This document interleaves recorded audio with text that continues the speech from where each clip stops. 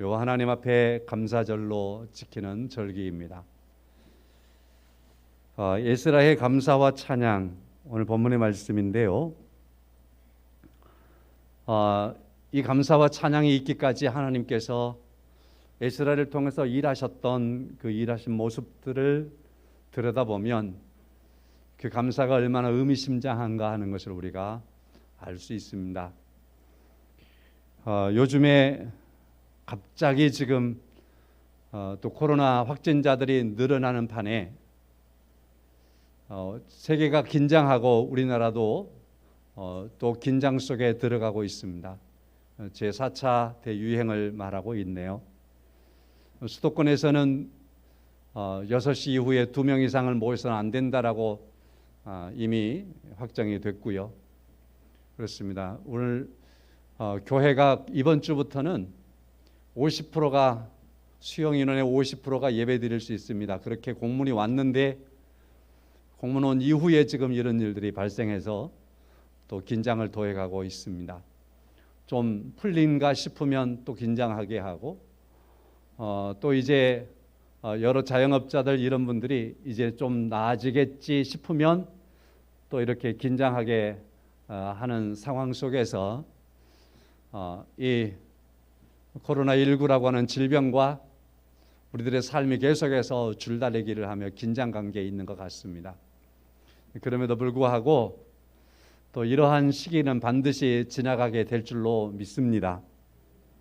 그러나 오늘 지금 현실에서 보면 이런 아중에 어떻게 감사의 말이 나오겠느냐, 불평의 말이 나오는 게 맞지, 그렇게 말할 수 있을지 모르지만 우리가 성경을 깊이 들여다보면 들여다볼수록 감사는 범사에 우리가 할 수 있는 주제입니다. 어떠한 상황에서라도 감사라고 하는 것은 우리의 삶 속에서 있다라는 것을 성경은 말하고 있습니다. 그래서 우리에게 범사에 감사하라고 말씀을 합니다. 아무리 아우성치는 곳이라 할지라도 거기에 들여다보면 감사의 여건들이 분명히 있습니다. 우리 하나님께서 여러분과 저에게 그러한 은혜를 베풀어 주시기를 간절히 원합니다. 나라가 망한다라고 하는 게 얼마나 슬프고 안타까운 일이겠습니까? 이스라엘이라고 하는 나라가 분열이 되더니만은 북쪽은 아수르에게 멸망하고 남쪽 유다는 바벨론에게 멸망을 하고, 그래서 이스라엘 민족들이 팔레스타인의 많은 지역으로 다 포로로 끌려가 버리고 이스라엘 본토에는 이방 사람들이 들어오고 사는, 그래서 민족이 체인지가 되어버린 것.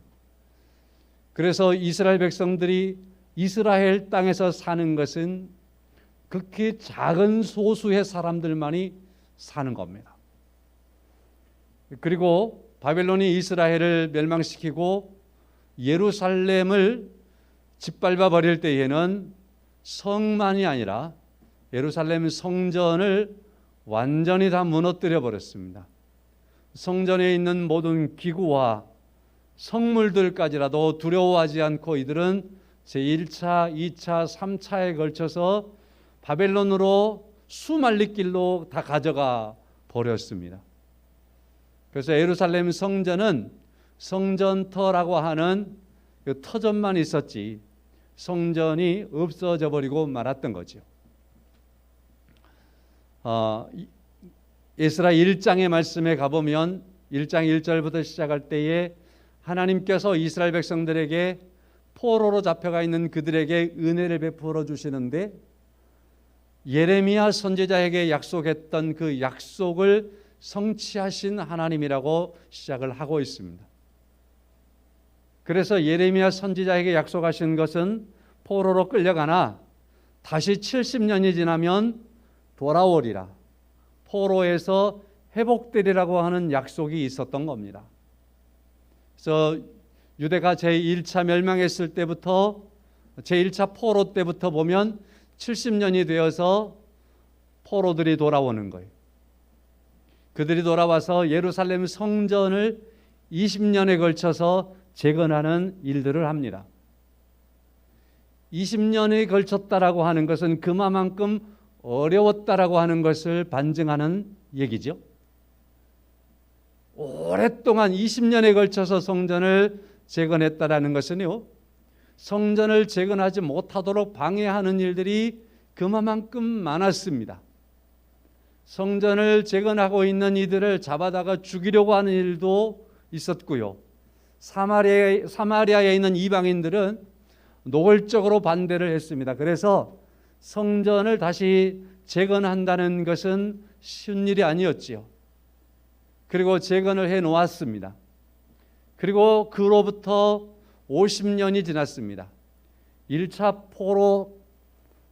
포로에서 돌아왔던 사람들이 제2차 포로가 돌아오고 3차에 걸쳐서 포로가 돌아오는데, 오늘 본문의 말씀은 제2차 귀한 자들입니다. 그래서 제1차는 포로로 끌려간 지 70년 만에, 제2차는 148년 만에, 그러니까 약 150년 만에 포로지에서 돌아온 겁니다. 오늘 에스라 7장 말씀은 1장부터 6장까지는 1차 포로가 돌아왔던 말씀이고, 7장 말씀부터는 2차 포로에서 돌아왔던 사람들에 대한 말씀입니다. 2차 포로에서 돌아올 때에 그들을 지도했던 사람이 오늘 본문에 나오는 에스라라고 하는 제사장이며 학사였습니다. 율법 학사였습니다. 자, 이렇게 해서 포로 귀환이 되어졌는데, 하나님께서 에스라에게 이런 마음을 주시는 겁니다. 7장 10절 말씀, 에스라가 여호와의 율법을 연구하여 준행하며 율례와 규례를 이스라엘에게 가르치기로 결심하였더라. 이런 마음을 하나님께서 에스라에게 주신 겁니다. 제1차 포로가 돌아온 지 80년이 지났는데, 1차 포로 귀한 자들이 지난 80년 동안 예루살렘을 중심해서 이스라엘에서 사는데, 여전히 그들은 가난했고, 그들은 이스라엘 땅, 자기들의 땅이지만 소수였습니다. 그래서 살아간다라는 게 만만치 않았습니다. 생활고에 찌달리다 보니까 고대의 우상이라, 고대의 그 신앙이라고 하는 것은 생활과 직결되어 있는, 그래서 농사를 잘 짓게 해달라, 다신에 대한 것들, 막 이런 것들에 대한 간구를 하는 신들입니다. 그래서 이스라엘 백성들이 이 예루살렘에 돌아와서 살지만 생활고에 찌달리다 보니까 비도 안 왔으면 좋겠다, 그래서 비를 안 오게 한 신을 섬기고, 농사를 지어서 많은 것을 거두었으면 좋겠다 싶으니까 그런 신을 쫓다 보니까 우상을 섬기는 일들이 다반사가 되어버린 겁니다. 그래서 그들이 처음에 1차 돌아와서 성전을 짓는 것으로 그들의 목적을 삼았지만, 그러나 성전 중심한 여호와 하나님의 신앙에서 그들은 80년이 지났을 때 멀어져 있었습니다. 오히려 우상을 섬기는 데 깊이 빠져 있었고, 그리고 그들의 삶은 생활고에 찌들려 있었습니다. 그래서 그들은 하나님의 말씀과 멀었습니다.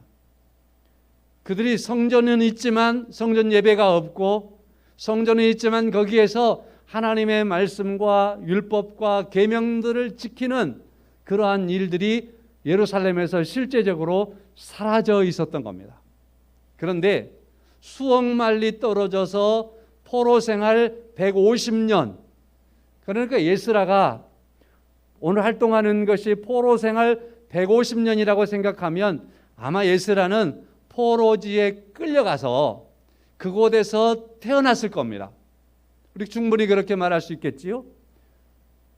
자, 그래서 에스라는 포로 제1세대는 아닐 거고 제2세대 혹은 제3세대 되는 그러한 사람입니다. 그런데 이 에스라라고 하는 사람이 이 바벨론이라고 하는 우상의 나라에서, 이 바벨론은 우상의 나라인 것이요, 우리가 잘 알고 있는 아브라함을 하나님께서 이 바벨론에서 꺼내오는 거예요. 그 이유는 바벨론이라는 나라는 여호수아서를 보면 아브라함을 하나님께서 그곳에서 인도해 내실 때에 그곳에 우상을 섬기는 곳이었기 때문에, 그래서 하나님을 섬기는 사람으로, 하나님만을 바라보는 사람으로, 여호와 하나님을 믿는 믿음의 사람으로 아브라함을 택하시고 그를 구별하기 위해서 이 바벨론에서 하나님이 끌어내신 거예요. 자, 그렇다고 한다면 에스라가 바벨론에서 살고 있는 이 포로 생활 150년, 그곳은 여전히 우상을 섬기는 나라고 우상의 중심지였던 것입니다. 그런데도요, 기적같이 에스라라고 하는 이 사람은 11절의 말씀 보면 여호와의 계명의 말씀과 이스라엘에게 주신 율례 학자요, 그 다음에 학자, 그리고 참 제사장인 에스라에게 그렇게 말씀하고 있어요. 그러니까 이러한 상황 속에서도 포로지에서 끌려와서 150년 된 이스라엘 사람들이 이 바벨론이라는 이곳에서 살고 있는데, 그때에도 여전히 그들은 이 바벨론에서, 예루살렘에서 수말리 떨어진 이곳에서 하나님의 말씀을 가지고 있었고, 하나님의 율법을 가지고 있었고, 제사장으로서의 직분을 지키고 있었다라고 말씀을 하는 겁니다. 그러니 이 에스라라고 하는 이 인물의 존재는 기적이 아닐 수 없죠. 이 에스라라고 하는 이 사람이 이러한 때에 이 바벨론에서 이러한 사람으로서 있다. 이것은 하나님께서 특별한 은혜를 주시지 않으면 안 되는 상황이잖아요.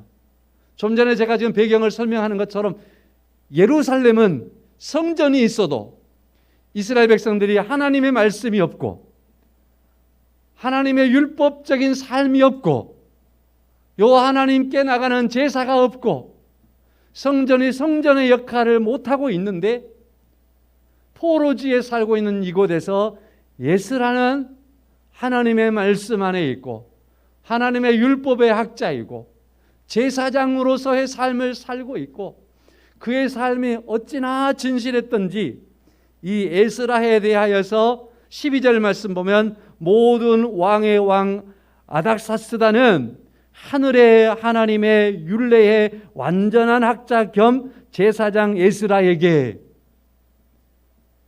이때 당시에는 페르시아 제국 시대, 페르시아 제국의 왕은 여기 12절에 스스로 말하는 것처럼 모든 왕의 왕이었어요. 그러니까 페르시아가 그 팔레스타인의 모든 지역들을 점령하고 모든 나라들을 자신의 속국에 두고, 그리고 그 작은 나라들을 세워서 왕으로 세웠지만 그들의 왕의 왕이 누구냐면 이 아닥사스다 왕인 겁니다. 그러므로 이 아닥사스다 왕의 명령은 다른 어떤 나라의 왕을 세울 수도 있고 목을 매버릴 수도 있을 만큼 그렇게 능력 있고 그렇게 권세 있는 사람인 거죠. 이 사람은 그래서 온 세상의 통치자라고 말할 수 있는 사람입니다. 근데 이 사람이, 이 아닥사스다 왕이 에스라를 기억하는 거예요. 에스라를 인정하는 거예요.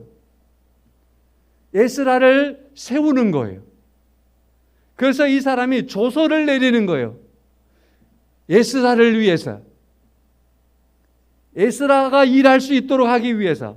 그래서 12절의 말씀에 모든 왕의 왕인 아닥사스다는 하늘의 하나님의 율법의 완전한 학자 겸 제사장인 에스라에게 13절 조서를 내린다.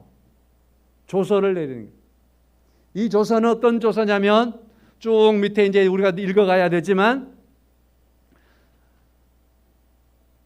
이 팔레스타인에서 모든 유대인들을 마음껏 데리고 예루살렘으로 돌아가라.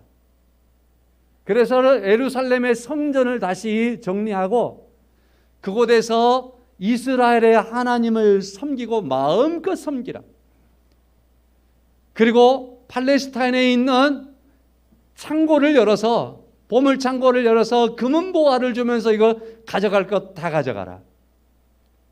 각 도에서 살고 있는 유대인들 중에서 그 도에 있는 도지사들에게 가서 우리가 예루살렘으로 돌아가려고 합니다라고 하면 아낌없이 모든 것을 다 내어주어라.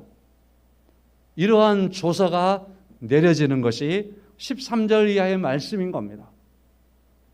그래서 예스라는 사람들을 모으는 거예요. 예루살렘으로 돌아갈 사람들을 모으는 거예요. 150년 동안 포로 생활을 했으니 150년 살아버렸으면 이제는 거기에서 아들 낳고 딸 낳고 가정 다 이루고 뿌리를 다 내렸을 거 아니에요. 아무리 포로 생활이지만 다시 유대 나라로 돌아간다라고 하는 건 쉬운 일이 아닐 거예요. 그래서 모집을 했는데 한 1,500명 정도의 남자들이 모였고 그 가족들 하면 한 5,000명쯤 되는 사람들이 모였던 겁니다. 에스라가 돌아가기 위해서 그들을 한 사람 두 사람 세어 보았는데 지파별로 헤아려 봤는데 각 지파 사람들이 다 있는데 불행하게도 레위 지파 사람이 한 사람도 없는 거예요. 에스라 자신은 레위 지파 사람이에요. 제사장인 걸 보면.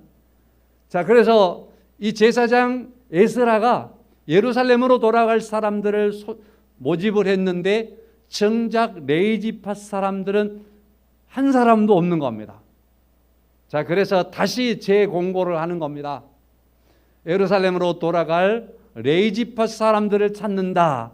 그랬더니만은 레위 지파 사람들이 다시 모아졌습니다. 그래서 이들은 예루살렘을 향해서 발길을 옮겼습니다. 바벨론에서 예루살렘까지 5,000명쯤 되는 군중이 이동을 하는 겁니다. 그 사람들이 이동을 해오는 횟수는 4개월이 걸렸습니다. 4개월.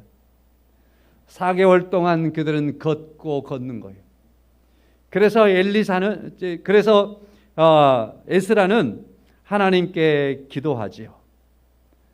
하나님께 간절히 기도하기를 이들을 데리고 나아갈 때에 하나님 지켜주옵소서, 하나님 보호해 주옵소서, 적군들로 하여금 우리를 지키시기를 원합니다.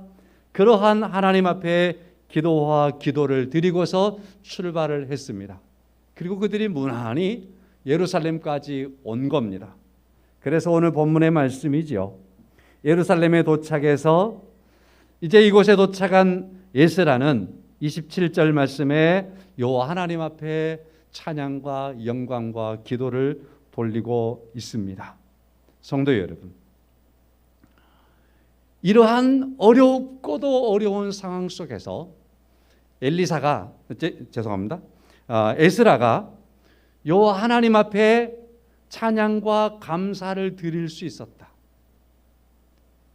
얼마나 큰 하나님의 은혜입니까?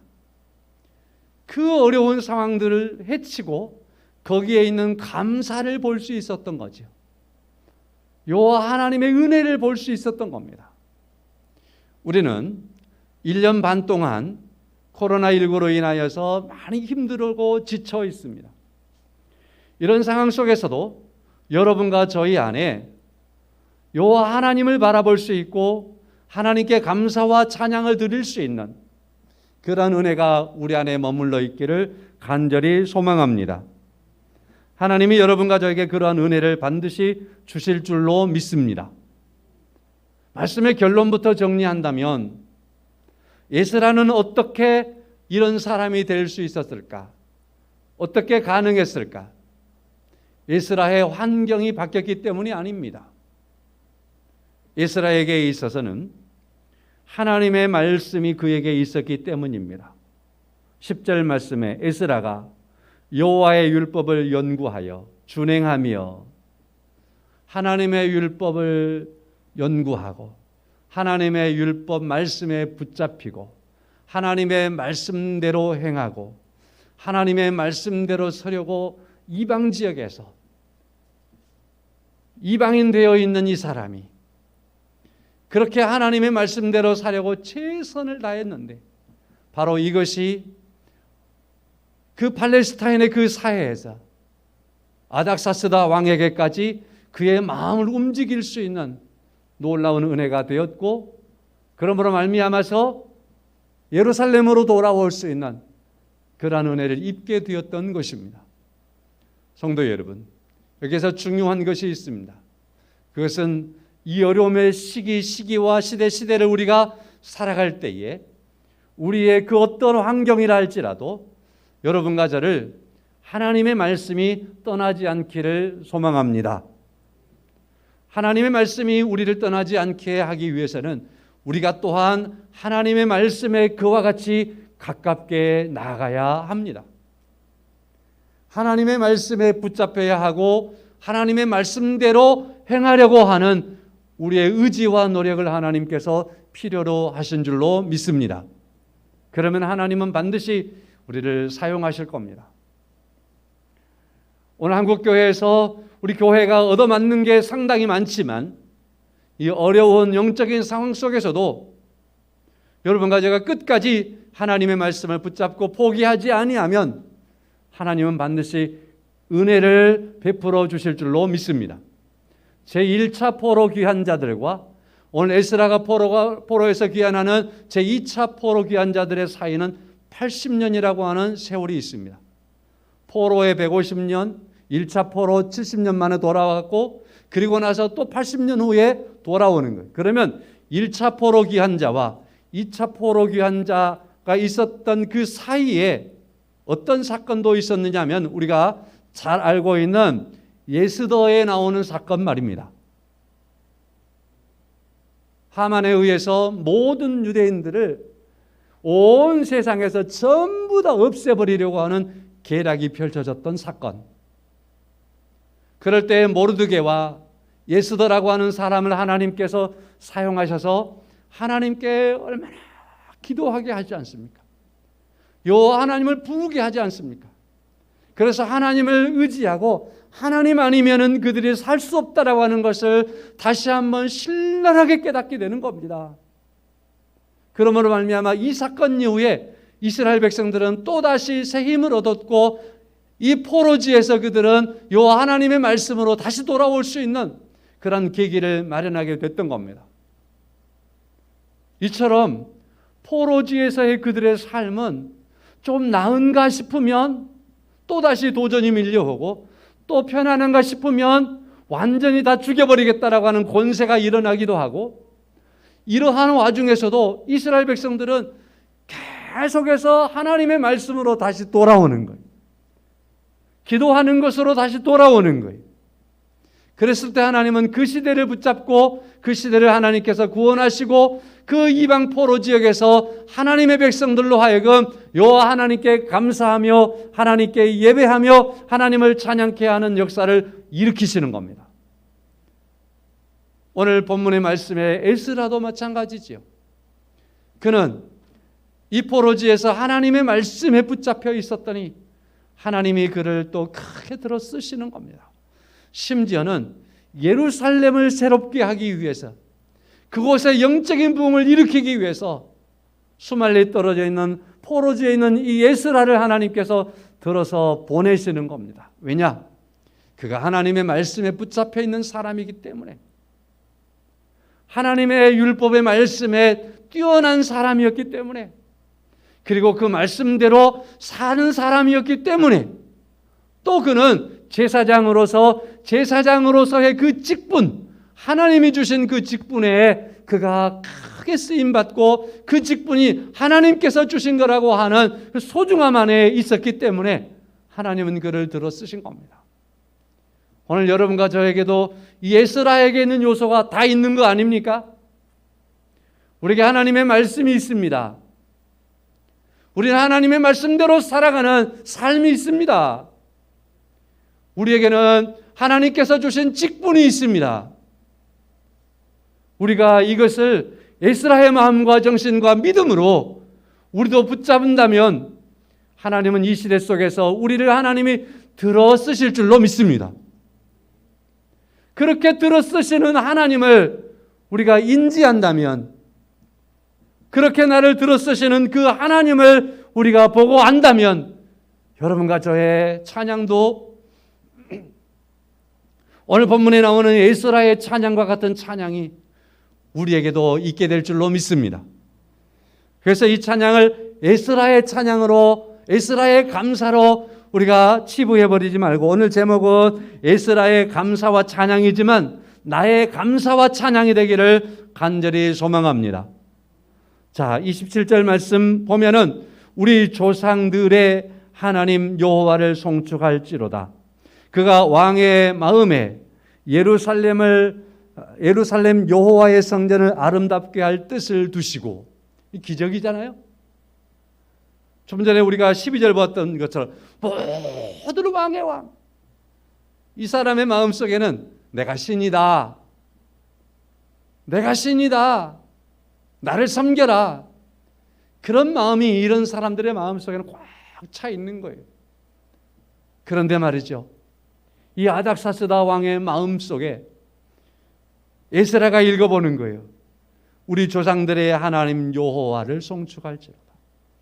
여호와 하나님께서 왕의 마음에 천지 만물을 다스리고 있다고 생각하는 이 아닥사스다 왕의 마음에, 자칫 교만해질 수 있는 이 아닥사스다 왕의 마음에, 하나님을 도전할 수 있는 그러한 위험 수위에 있는 이 아닥사스다 왕의 마음에 여호와 하나님께서 예루살렘 하나님의 성전을 아름답게 할 뜻을 그의 마음속에 두어버렸다. 사랑하는 성도 여러분, 사람의 마음을 다스리시는 이가 하나님이신 것을 믿습니다.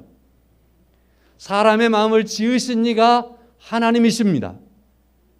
하나님께서 사람의 마음을 다스리려고 하면 그 어떤 지위고하를 막론하고 그의 마음은 하나님의 다스림 안에 설 수밖에 없습니다. 하나님께서 이 아닥사스다 왕의 마음을 하나님께서 다스리셨습니다. 그래서 그로 하여금 예루살렘에 있는 하나님, 고대 제국을 말하면 아수르 제국, 북이스라엘을 침략하고 멸망시켰던 제국이죠. 그 다음에 바벨론 제국, 남유다를 완전히 멸망시키고 하나님의 성전을 파괴하고 성전의 기물들을 싹 쓸어가 버렸던 제국이죠. 하나님을 대항하는 거예요. 그 다음에 이 바벨론 제국이 70년 만에 무너지고 나서 페르시아 제국이 서게 되는데, 이 페르시아 제국의 초대 왕이 고레스라는 왕입니다. 에스라 1장의 말씀을 보면 이 고레스 왕에 대한 말씀이 나와요. 2절의 말씀에 바사왕 고레스는 말하노니 하늘의 하나님 여호와께서 세상의 모든 나라를 내게 주셨고 나에게 명령하사 유다 예루살렘의 성전을 건축하라 하셨나니. 신기하게도요, 아수르 제국의 왕이나 바벨론 제국의 왕들은 하나님의 백성들을 그 하찮하게 여기고 업신여길 뿐만 아니라 지어밟고 짓밟고 해치고 포로로 끌고 가고 하나님의 성전을 그렇게 파괴시켰던 자들인데, 페르시아 제국이 서면서 초대 왕이었던 고레스 왕부터요, 그들은 하나님을 두려워하는, 그래서 그의 입술에서 직접 고백하기를 하늘의 하나님 여호와께서 세상의 모든 나라를 내게 주셨다라고 고백하게 하는 거예요. 오늘 12절의 말씀과 비슷하죠. 모든 왕의 왕 아닥사스다는, 그리고 나서 하늘의 하나님, 이스라엘의 하나님을 하늘의 하나님으로 호칭하는 거예요. 이스라엘의 하나님을 그들이 존경하는 겁니다. 이와 같이 하나님께서 왕들의 마음까지 주관하시고 다스리시는데, 이 페르시아 제국의 초대 왕부터 계속해서 그들의 마음을 하나님께서 주관하시고 다스리시면서, 오늘 본문의 말씀에 와서 보니까 에스라 선지자가, 에스라 이 제사장이 보는데 이렇게 보이는 거예요. 우리 조상들의 하나님 여호와를 송축할지로다. 그가 왕의 마음에 예루살렘 여호와의 성전을 아름답게 할 뜻을 두었다. 성도 여러분, 이러한 놀라운 역사가 있도록 하기 위해서는 하나님은 그 베일에 하나님이 계시지만 또 하나님께서는 하나님의 백성들의 삶을 하나님께서 두고 계시다고 믿습니다. 그러므로 하나님이 계신 거에 대해서는 제가 별말을 할 것이 없지만 우리들의 삶의 모습은 중요합니다. 우리가 감당해야 될 문제들입니다. 그래서 여러분과 저를 하나님께서 들어 쓰시고 여러분과 제가 에스라처럼 하나님의 말씀에 붙잡혀서 하나님의 말씀을 행하고 그 말씀의 진실함을 선포하고 하나님의 말씀의 진중함으로 세상을 정도 있게 살아가는 삶들을 살아갈 때에 하나님은 그러한 배경 속에서 이 시대의 역사에 하나님이 치밀하게 역사하셔서 세상의 주관자들과 세상의 역사에 중요한 어떠한 추진력을 가진 사람들에게 하나님께서 임하셔서 그들을 통해서 하나님은 하나님의 역사를 이루어 가실 줄로 믿습니다. 이 아닥사스다 왕을 통해서 하나님의 역사를 이루어 가시는 것과 같이 말입니다. 그래서 첫 번째는 아닥사스다 왕의 마음을 이스라엘 백성에게 향하게 하신 하나님을 우리가 27절의 말씀을 통해서 만나볼 수 있습니다. 두 번째 말씀은요, 28절의 말씀을 통해서 또 나로 왕과 그의 보좌관들 앞과 왕의 권세 있는 모든 백성의 앞에서 은혜를 얻게 하셨도다. 하나님께서 이 에스라로 하여금 모든 사람들에게 은혜를 입게 하였다. 왕에게도 은혜를 입고 왕 앞에 있는 보좌관들, 이 사람들이 흔들어대면 또 안 되잖아요. 그들에게도 은혜를 입고 권세 있는 모든 사람과 방백들에게도 에스라를 은혜 입게 하신 하나님. 하나님께서 하나님의 백성, 하나님의 자녀된 여러분에게 이러한 은혜를 하나님이 허락하여 주실 줄로 믿습니다. 우리가 사모해야 되고 우리 기대해야 하는 것입니다. 말씀이 반복되지만 포로지에서 150년 된 이 유대인들, 이곳에서 이와 같은 신망을 얻는다라고 하는 것 쉬운 일이겠습니까? 그러나 그들에게는 방법이 다른 것이 없었습니다. 다른 꾀를 부릴 게 없었습니다. 이곳에 있으면서 그들은 하나님의 약속에 붙잡혀서 하나님의 말씀, 그곳까지 포로지로 돌아올 때에 가지고 왔던 그 조각조각 난 성경 말씀들, 그들이 그 조상들에게 들렸던 구전적인 하나님의 말씀들을 새기며 요 하나님의 말씀대로 살려고 최선을 다하는 그들의 모습이 하나님 앞에서 선함에 사람들 앞에서도 충분하게 인정을 받고 세움을 받게 한 줄로 믿습니다. 우리에게 하나님께서 그러한 은혜를 베푸실 것을 믿고 우리의 삶 속에서 실망하거나 낙심하면 안 될 것입니다. 혹 포기해서도 안 될 줄로 압니다. 오늘 에스라는 포기하지 않는 사람이잖아요. 절망하지 않았던 사람이라는 것을 우리가 볼 수 있지 않습니까? 덴마크의 실존주의 철학가인 키에르케고르는 죽음에 이르는 병이라고 하는 책을 통해서 절망은 죽음에 이르는 병이다라고 말하는 거예요. 모든 병들이 끝날 때 죽음으로 끝나지만 그러나 그는 죽음이 끝이 아니라고 보는 거예요. 그런데 절망이라고 하는 것은 진짜 끝으로 가는 병이라는 겁니다. 그런데 이 절망이라고 하는 이 병은 살아있는 생명체 중에서 유일하게 인간만이 걸리는 병이라는 겁니다. 사람만이 절망의 병에 걸리는 거예요. 그 어떻게 영리한 짐승들이라 할지라도 그것들은 절망의 병에 걸리지는 않습니다. 사람이 절망의 병에 걸리는 겁니다. 그런데 절망의 병에 걸리는 건 죽음에 이르는 병인데 이 죽음은 죄의 삭시란 말이죠. 죄에 걸려 있으면, 죄에 묻혀 있으면, 죄로부터 해방되지 못하면 그는 절망할 수밖에 없습니다. 그러므로 죄의 문제를 해결하신 예수 그리스도를 만나는 것만이 절망의 병으로부터 치유될 수 있습니다. 절망의 병에 걸리지 않을 수 있습니다. 바벨론 포로 생활 150년 됐어도 절망하지 않는 에스라의 모습은 여호와 하나님 앞에 있기 때문인 겁니다. 하나님의 말씀 앞에 있기 때문인 줄로 믿습니다. 이 세대가 아무리 힘들고 아무리 지치다 할지라도 여러분과 제가 절망하지 않는 가운데 사는 거예요. 절망의 반대는 희망이겠지요. 하나님의 말씀은 우리에게 하나님의 나라를 소망하게 하고 우리에게 그러한 희망 속에 살아가게 하고 그 희망이 말이죠. 단순히 여러분과 저에게 없어져 버릴 희망이 아니라 참되고 옳으며 분명한 하나님의 나라가 우리에게 약속되어져 있는 줄로 믿습니다.